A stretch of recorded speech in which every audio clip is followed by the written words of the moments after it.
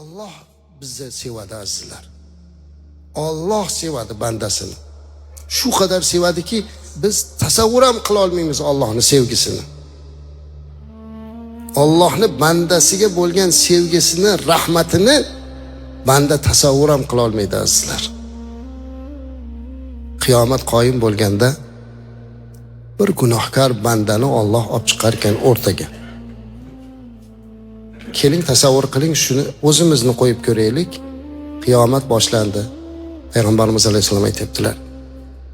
O'sha bandani turgizib, boshqa bandalardan to'sib parda qilib qo'yar ekan. Boshqalar ko'rmas ekan. So'roq savol qilyapti Alloh taolo. Hali bandani qo'liga amal daftarini berar ekan. Buni ko'rchi. Qo'limizga olsak, voh, gunohlar to'lib yotibdi. Haqiqatda ham azizlar, bu daftarimizga yozilyapti-da. Agar hozir hammamizni o'sha yozilgan daftarimizni kinoga aylantirib bola chaqamiz oldida qo'yib beraman desa, hech kimimiz unamaymiz. Yo'q. Ota-onani oldida qo'ymang, bolalarim oldida qo'ymang, odamlar oldida qo'ymang deymiz. Chunki o'zimiz va Alloh biladigan shu qadar gunohlarimiz borki, uni Alloh berkitib turibdi. Hammamiz bilamiz, shu narsalar hech kim bilmagan ham daftarda bor azizlar. Alloh o'sha daftarni qo'limizga berdi. Tasavvur qiling qiyomat. O'qiyapmiz. Qancha gunohlar turibdi, Alloh biladi endi.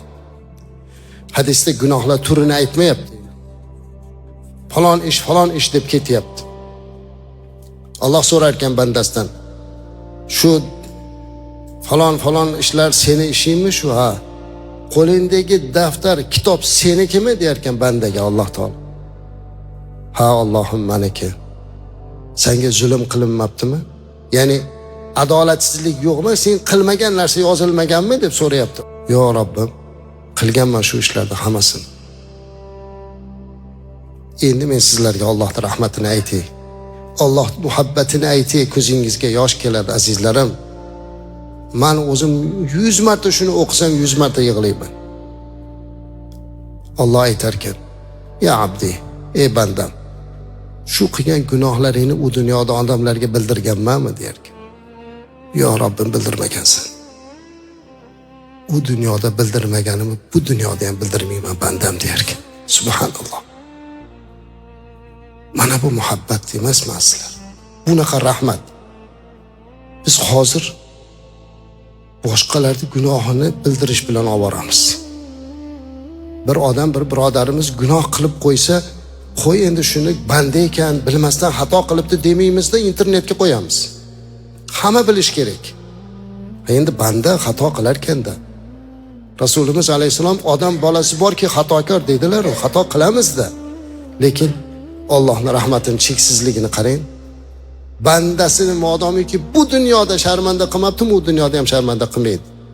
Shunday ekan, bu Robbisini sevmagan qalb qanaqa qalb? Allohni sevsa, Allohning rasulini sevsa, jannatda Rasulimiz alayhisalom bilan birga bo'lishga yarasha inson bo'lar ekan. Alloh muhabbatimizni ziyoda qilsin azizlar.